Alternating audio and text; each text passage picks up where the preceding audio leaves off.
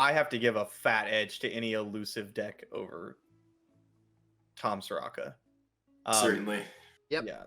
Speaking of, I love Nami. Easily my favorite card of the new set. I've already prismaticed her out. She's great. Yeah. I don't even prismatic things, but I'm gonna prismatic Nami. I love Nami. I have spent a lot of time on Targon Nami. I'm not gonna lie. That was the first deck I built. I've been with playing Zoe that. Nami. I want to try out the PNZ version because Ballistic Bot is crazy. But yeah, the Targon version has done quite well on ladder. I think it reached rank 1 on the SEA server pretty quickly. It feels a lot like Aphelios Temple, right? Nami's just like a better veiled temple. Yep. The real like split is if you're on the Boxtopus version or the Sparklefly version. Mhm. The Sparklefly tends to be more all in on the Nami type interaction. The Nami and like the Fleet Admiral, the 5-mana guy that pumps your team. And the Boxtopus version tends to be more of a traditional Targon pilot. Looks like using Nami just as a way to like buff your units and stuff. Most of them usually running sets of. You're on bot. I was on Sparklefly, and then started seeing less discard and more darkness, and so I switched to the Boxtopus one because 3 Solari Priestess, 3 Star Shaping is just pretty sick. It's pretty great. Seeing the Fizz as well as a 2-mana suit up this turn. That's going to be quite powerful playing into Pavelicii. Mo was mentioning yesterday that the game plan of Tom Raka is you can't damage my units, which is very difficult for a lot of decks in Runeterra to deal with. They're very board-based decks. They need to make trades. They need to push damage with units. And one key way to be doing that is through elusives, go around them and under them. And this is how we see Ian pushing 6 damage here on turn 3, and these units are going to be very tough to deal with from Pavelicii's side. Boxtopus and Hush are basically your only ways to deal with it. Hold on, let me see. Yes, and the 2 copies of Shakedown. You don't have a lot of ways to like actually deal with it, but the ways Tom Soraka wins these matchups is usually by Boxtopus. You just mow things down every turn. Yeah, it comes down to I think experience is definitely a large factor in this matchup as well too. The Boxtopus goes a long way, but I think if Ian has like any kind of like regular draw, at least in the TF Fizz version where you have so much cycle, you just like if they have an active Boxtopus, you just kind of hold back on the elusives and then you play them all in one turn and mind meld, and there's just like no interaction that the TK Raka player can do. So it's a really tough matchup here from Pavelicii's side. I think there is a slight better chance because we're not on the TF version from Ian, but already seeing this turn 2 suit up, no Hush in hand from Pavelicii. Definitely a tough spot to be in. Yep. These Burble iterative decks do that so well, where it's not like a traditional elusive deck. They play like maybe 1 or 2 elusives a turn, and then one turn they play 6. Like it's a bit different. And Tom Raka just isn't equipped to deal with that. So yeah, I totally agree. Any like normal type of draw is going to be very difficult for Pavelicii to deal with. And I see no Star Springs. So Ian just all the time in the world to find whatever he wants. Yeah, I mean, he's sitting on 2 Songstress right now, as well as a pick a card, and of course those 3 generated Daring Poros, so a little bit of refill, as well as a spell to activate those Songstresses next turn if we want to get the elusive keyword on them. Probably a good idea here. So pushing damage, though, from Pavelicii's side at this point, putting Ian down to a potential 13. Not too shabby. Another win con, or card that I'm scared of at least, is that card that gets attack when it's other units are healed, right? If you don't find removal, that card can push a lot of damage. Oh, the Star Shepherd. Yep. 2 copies, but you know what's really good at blocking Star Shepherd? The actual army of Poros in Ian's hand. Yeah. That's the problem with that card, is like these decks, especially elusive decks, usually have a lot of small just like hanger-ons. Like just random dudes just hanging out. The little Poro cannons, even the bot kind of like, let's see, is this one? Yeah, this one's on 3 Boom Baboons. So you have like the O2s, the baboon itself. They just chump, and then they just let the elusives go to work. And this draw is not looking like it's going to be able to deal with elusives, and it doesn't have the Star Springs, so you can't even race. Yeah, missing out on that Star Spring value early on is such a tough spot to be in as the Raka deck. It's kind of the backbone of the deck. You need that win con on the board as early as possible. You're missing a lot of value every turn it's off. Of course, Soraka very key as well, but only currently at 1 out of 4 units healed. Yeah, this board is quite intimidating here if you're Pavelicii. Yeah. Oh, Hush, gonna go down to 1 on turn 5. A Broadbrack Protector. He is carrying a tree trunk. He's gonna need to carry the game along with that on his back if Pavelicii wants to have any hope of making it past turn 7. Broadback Protector is a really good card. It is. I feel like we don't talk about that enough. Yep. Like, that card does so much work. Yep. We have double, and we find the elusive, but we can't play the elusive plus the broadback. No, you just have to play the Broadback. Mm-hmm. And you're still probably dead. That's the problem with these decks, part. man. They hit hard, and then they hit you again. It's not like Pirates, where like you just clog up the board, then they have some burn, and if you got your Broadback Protector, you're good to go. Like, this deck's gonna hit you hard, and they're drawing to Mind Meld, and they're drawing to burn. And Broadback Protector and like Guiding Touch, really the only way to actually heal yourself in these Tom Raka decks. Something that came up a lot. I used to play this deck quite a bit, and that was a problem. Decks that relied mostly on like dealing unit damage super early and then switching fully to a burn plan were very tough for this deck to deal with.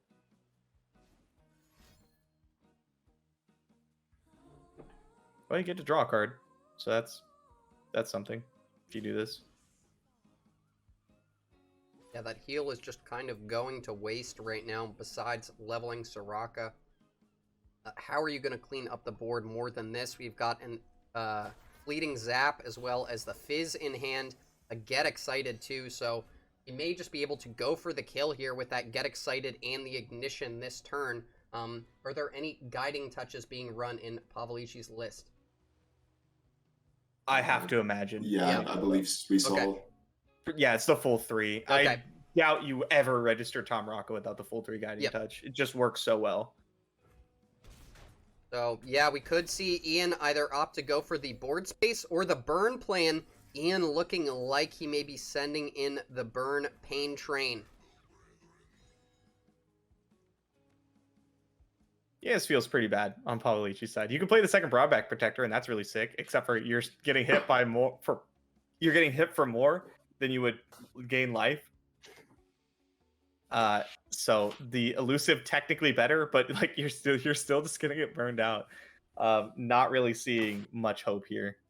From Ian's side, I think you always send it here. Yep, you're saying if they have a Guiding Touch, well, they're gonna use it, but this Get Excited can only be used this turn, opting to go with the Poro Cannon onto the other fleeting card this turn, as well as using the Get Excited, presenting the lethal to Pavelicii. Can you stop it? Where's your Guiding Touch? No Guiding Touch. And Ian's going to clean up this game 1 of the set.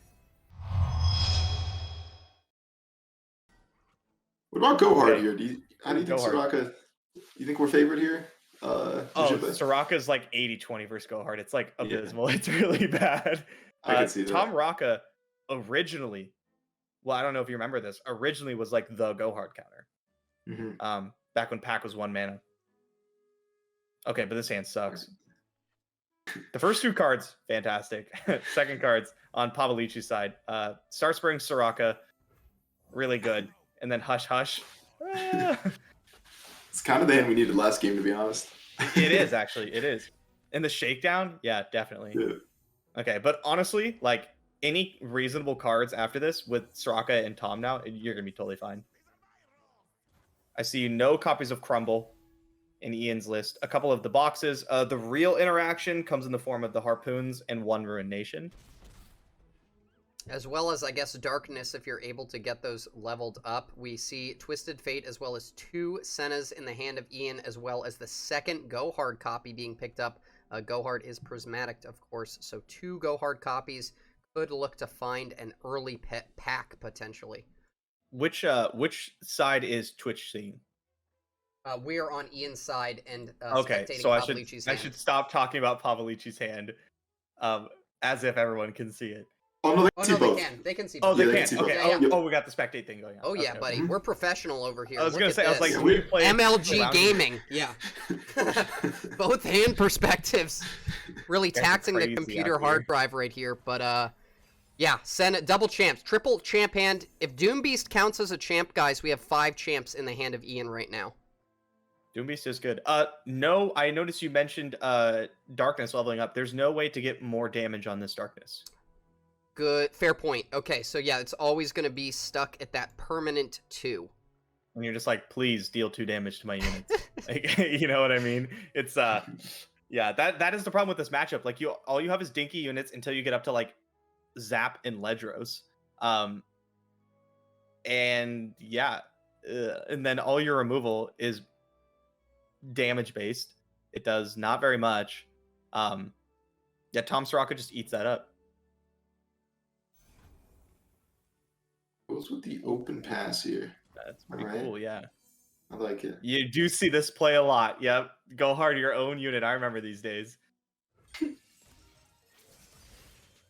Ajin, I think you've played every deck that I've ever hated in Legends of Runeterra.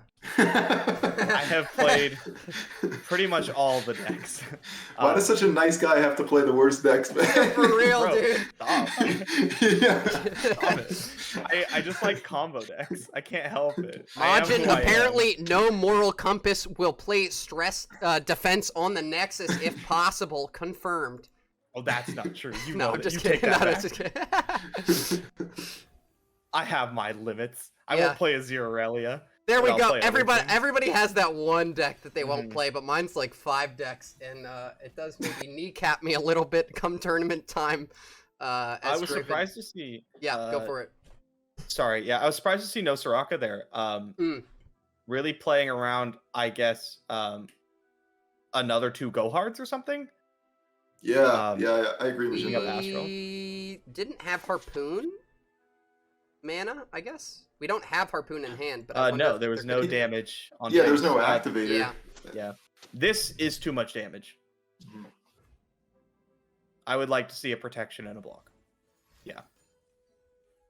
Okay, and Starspring going up to just 4 though. 8 HP is a little scary. Yeah. No broadback protector. Went a in little low. I hand. think I really would have liked to see us play Soraka last turn. Or Yeah, Tom. Soraka either one. would have had such a nice block here, right? To one of the 2-1s, stop the damage, Mhm. then you're at 10, then you're close to leveling Raka. It just comes out a lot more clean. Doom Beast coming in here again to clean it up. We find Salvage to get a little more draw. Tom Kench coming down. I mean, not going to do a whole lot. There's not a ton of threats that you really need to Tom Kench at this point. And Twisted Fate, we could even see utilized for a red card down the line to find a little bit more face damage. Yeah, I mean, Pack and TF red card is lethal. Yep. I like this matchup is so favored that I feel like if you just keep your life total high, you're gonna have a really hard time losing. Like imagine 2 turns ago we played at Soraka, like nothing bad would have happened, and all of a sudden we'd be at like a much higher life total. Like the attack probably wouldn't have even happened, and at most you take 2 damage. Like I really would have liked to see that. Not that we're like down and out on Pavelicii's side at all, right? We're 1 broadback protector, or even possibly like a guiding touch away from pulling away here. I would like to see a shakedown this turn. Yeah, I think we need to get control of this board. I like that idea. We get a shakedown down, and we still have the 2-mana float, which bluffs enough spells to keep our units out of Harpoon range, I believe, if we pull correctly here. Ian mousing over the TF. I think I would expect to see going for the red card instead. Gonna put Pavelicii within that pack range. Setting up the pack, yeah. I like it. Yeah, I like the play. Play your routes. The deck, like we went over this, the deck has 6 total ways to heal your face.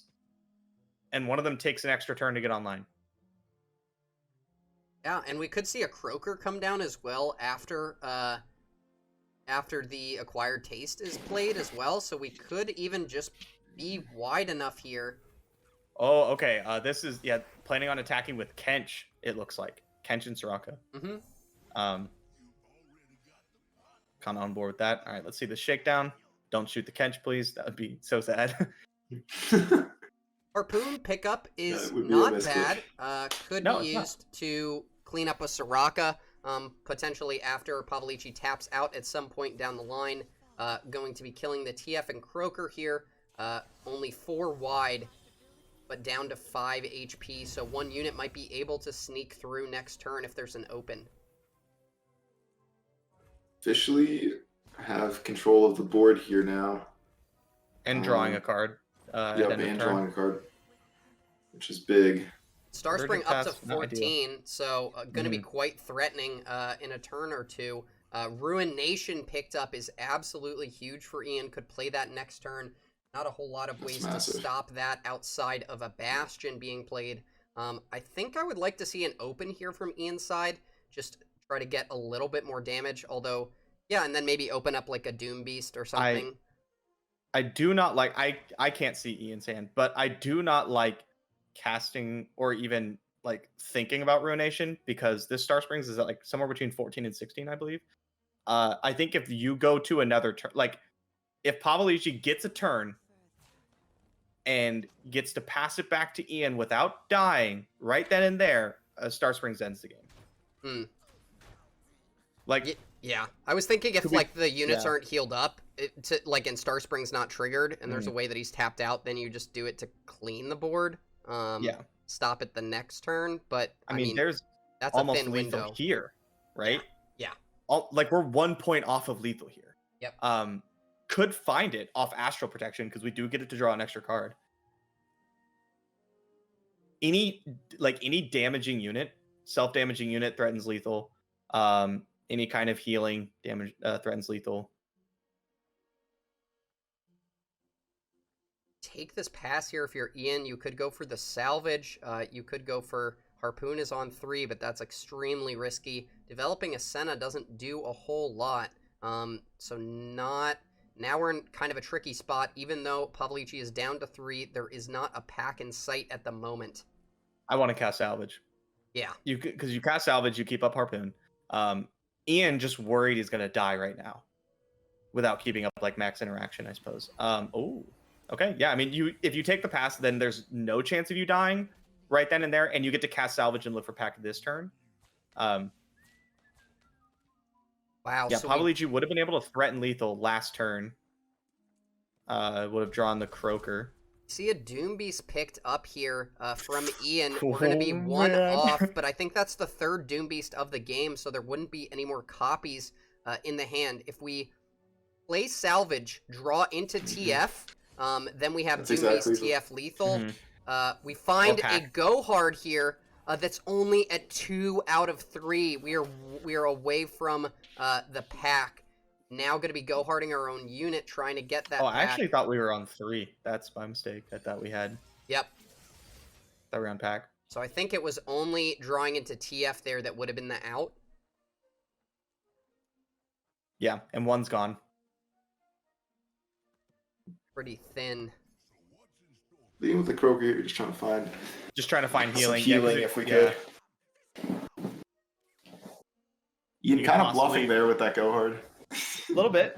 I mean, yeah. What else are you gonna do? Yeah, right, the game's over. Game's like over. Springs. Yep, Starspring 26 out of 22, ending it right here. Goes up to 29. Shen emotes coming down. Well played from both. Holding the Rockabout, we thought it was a bit of a blunder, but it turned out to be just dandy from Pavelicii's side. No problem getting that healing and closing out the game there. Yeah, I gotta give it to Super Rockshan. But like, you know, go hard can do some work. It's so tough because you have to like ping off the spell shields before your pack goes off. And in theory, you're like, oh cool, you cast go hards and it pings off the spell shields, and then I cast pack and it kills everything. But like in practice, that's not really how it works. You usually have to use go hard to ping the 2-1s and the 3-1s and stuff, right? Yeah, I think if Ian can get ahead on board early, like get off to a pretty strong start, then we could possibly see him pull away. But I have a hard time saying anything's favored against Akshan Demacia. Yeah, the That's data fair. agrees with you there, Majin. We haven't found a matchup yet that is worse than 50%. Honestly, I think that might be unheard of in Runeterra history. I know we've had decks with higher win rates, but I don't know if we've had a deck that just is not below 50-50 Yeah. for so long. This Mirai Warden hit, by the way, was insane. I don't know if you guys saw that. Fleet Feather Tracker. Yeah, that was pretty that's disgusting. nuts. Pretty nuts. This is the kind of aggressive opening I was talking about, though. Just getting on board early and then backing it up with your spells. This is what Go Hard used to be so strong at. Oh, there's no Make It Rain in this list. Yeah, so we see the Sharp Sight coming down here to protect the Akshan and be able to get extra triggers into future turns. It's already on 4 countdown there on the Warlord's Palace. 2 units left, but we've got the TF and double Doom Beast in the hand of Ian, so already seeing a little bit of that burn being accessible here. We could see... we have Pool Shark, so I don't know if we ever go for a TF play, try to get a level with Glimpse and Croakter. I mean, that is a lot of draw. The pass here from Pavelicii, very interesting. I think you take I have this a quick attack unit and pass? at least 3 mana, and you're like, your Merciless Hunter alarm is just going off here. Oh, I think you could... What do you guys think about taking that pass? I don't hate it. I think it's All right. fine. It's not great. You forfeit your tempo advantage, though. You're like no longer head on board. You're not ahead on board with 2/2/1s? I don't think so. Not like really. What are you gonna do? Open? You're like, Yeah. okay. Yeah. And then yeah, you take a bit of damage, but then that's it. And it swings back over to Pavelicii, and I have to feel like Pavelicii could probably capitalize pretty hard on that. Vagabond's pretty good play. If you were really trying to keep up the tempo, TF Gold Card's the way to go, but you know you're getting hit by Merciless Hunter if you do that. Yeah, and we have a bit of draw in the hand, so he may actually be putting value onto that potential TF level. Yeah, TF level. Red card tends to be very good. Not only does it pop spell shields and put damage on units, making them vulnerable to Go Hard, but it discounts your Harpoon. It's a really strong 1-2 punch. Worth noting that the Palace is going to go off next turn. There's no way to make it pop this turn from... Oh, wait. Well, not before the swing, that is. So, yeah, Akshan will be able to pop it, but won't be able to get a burst speed draw or anything like that before the swing. But leveling Akshan and getting that Warlord's Horde on board is quite nice. Man, Doom Beast is a really good card. So this swing is looking a little bit more threatening, potentially. Be interesting to see if Ian goes for an open. Again, another Doom Beast in the hand, so the burn game plan could get there. Yeah, you attack with the 2-1s, like every time. You attack with Doom Beast and the 2-1s because you're a Go Hard deck, and you don't want your stuff to get Go Harded easily. Yeah, I think pushing damage is important. You really want to put Pavelicii into this, like, 6 to 8, like, health range. Because that's where like Pack, Red Card, Doom Beast like can finish the job. Maybe a hit with Zap or something. Or a Ledros.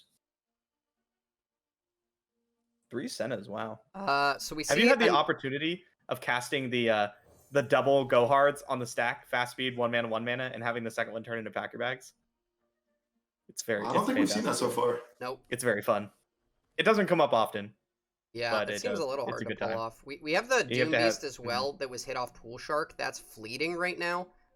So that's a little bit more burn. And then there's also the Journeying Sandhopper. Looks like it's being main decked. I don't think I've seen that played yet. It's a 3 mana 4/3 attune unit. Yeah. Decent stats there for a 3 cost. Yes, definitely. I just don't like it very Feels much. a bit I think vanilla, there's better though. cards to be playing. And Go Hard. Ooh. Just making a 5/2, huh? I thought we were going to see a Cataclysm this turn with Akshan into like a Doom Beast. I mean, could use Still might. the Cataclysm with the 5/2, right? And just kind of try to clean up. Well, I want to board a block bit. with the 5/2. Like, just kill something with Akshan, right? That's 2 triggers on your Horde or whatever. And then you can block with the 5/2. Or just play Rune Runner. Okay, yeah, Ian's still going for the swing here, trying to push that damage. An open might have been good. I wonder if this swing is better. We did know the charger was in hand, so that was going to come down. Block the 1/1, yep. Pushing to 4 here. Pretty nice. The blocks are very clean, though, on Pavelici's side, right? Clean, yeah. But Pavelicii is always thinking they have Go Hard, right? Or what if they draw Go Hard?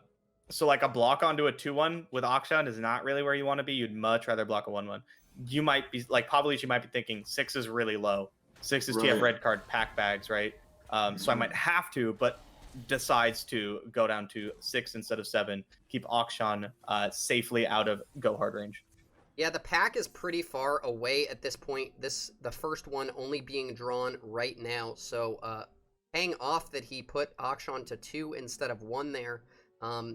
We do have Twisted Fate available. Could get a decent red card here, although won't be able to clean up Rune Runner before the swing. Oh, that's a real good red card.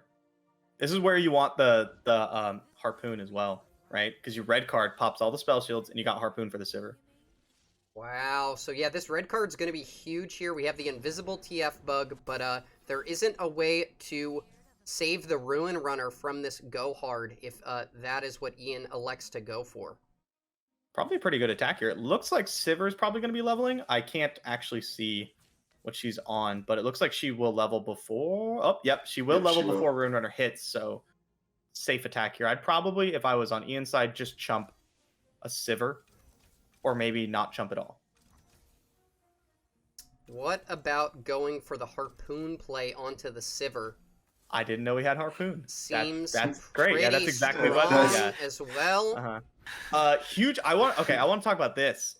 Ian with I think a very strong, like kind of next level play, blocking with the Twisted Fate, to open up further red cards.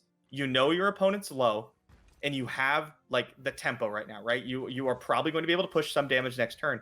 A TF on board is not as good as a red card at this point. You want to be killing your opponent, and I think that's a really, really heads up play by Ian. Not one that you just like instinctively make, you know? Right. Yeah. Because we've seen TF be such a key champion in so many decks, and often putting emphasis on that level up. But with the changes to TF and his level up conditions, you can put a little less emphasis on him. You don't need to level him up for him to be effective. Often that skill you get when you play him is enough. So good there from Ian to just opt to trade it off and yeah, open up some more burn outs. We see Doombeast coming down here. 3 is a very scary place to be. Damage is going to connect here. Even with the single combat in Pavelici's hand, something is getting through. We have more units to play, though, so if Ian plays it out, that should just be lethal. Oh, yep, GG. That's the one. Well, I think that's the first time I've seen the journeying Sandhopper, so... And it's winning the game on the spot, so that's kind of crazy. I mean, yeah, let's go with that. Cards correct. It's the reason that Ian won, and Ian playing so well there to take it home. We've watched Ian a lot of this tournament, and it's because Ian has played very well